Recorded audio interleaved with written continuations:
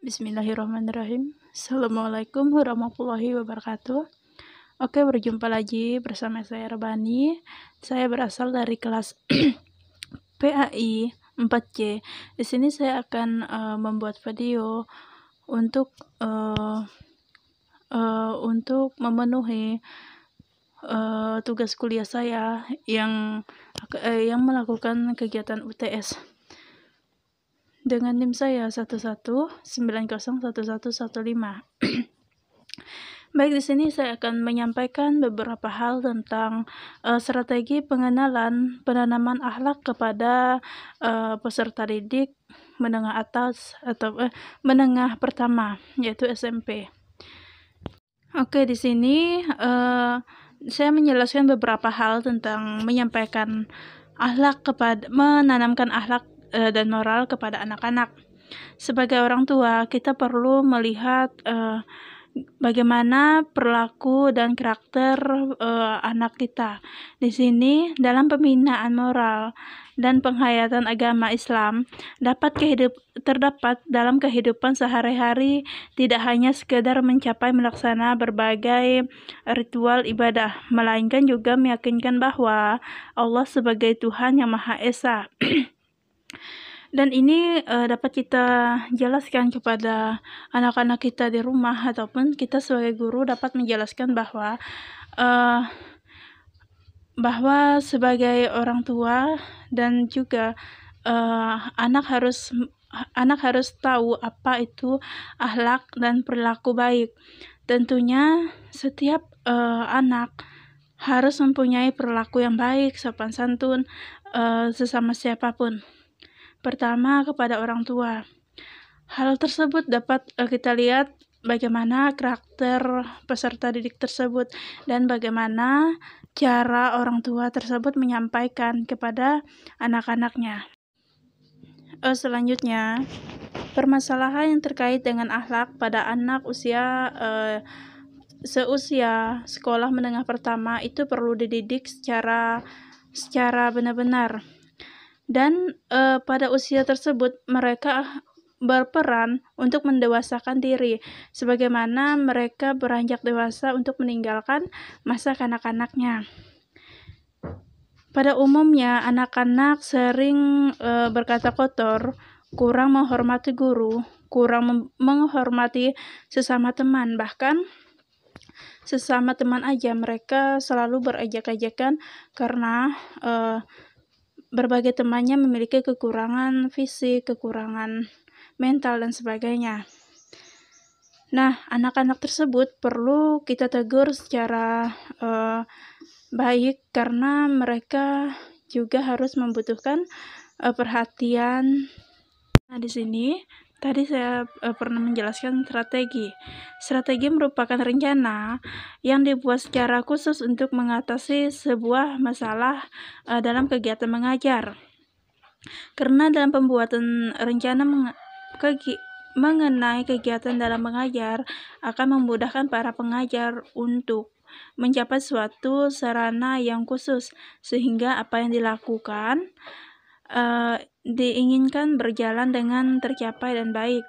Jadi, strategi merupakan rencana cermat yang berhubungan dengan suatu kegiatan mencapai sarana yang khusus. Selanjutnya, strategi adalah keterampilan mengajar. Jadi, sebagai guru, kita punya keterampilan percaya diri dalam mengajar para peserta didik. Bagaimana cara menghadapi anak yang bandel dan anak yang kurang berperilaku baik.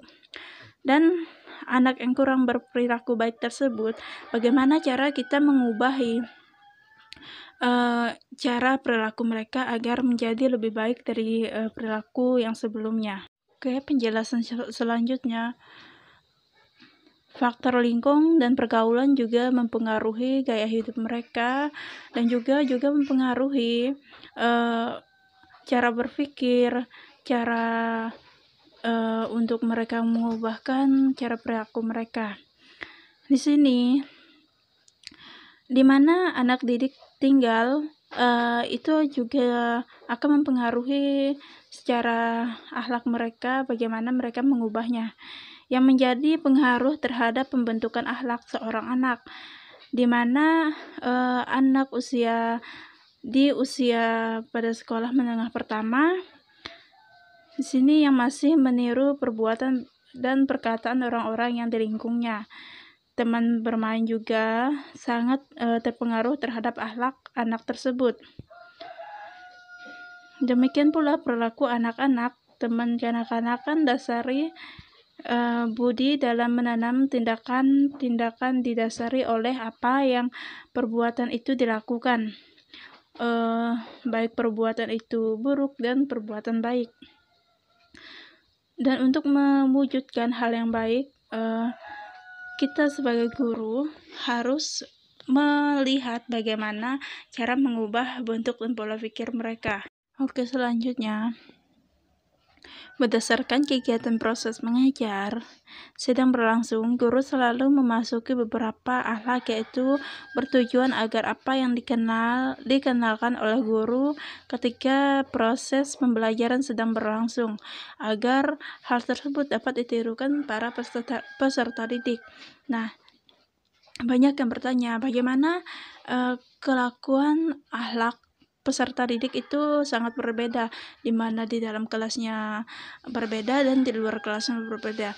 Tentu saja ketika di ruang kelas mereka dibimbingi langsung oleh guru, dan di luar kelas mereka tidak dipantau sama sekali oleh guru ataupun orang tua, karena perbedaan tersebut terpengaruh dari beberapa faktor dari teman-temannya ataupun dari lingkungan pergaulannya. Oke, pada slide selanjutnya, pendidikan akhlak terhadap anak sangatlah penting. Karena itu perlu diajarkan akhlak di lingkungannya. Dalam siklus kehidupan manusia, masa kanak-kanak merupakan sebuah masa yang paling penting, sekaligus merupakan masa yang sangat berbahaya. Jika tidak dikendalikan, maka akan mempengaruhi kejelekan terhadap sang anak tersebut.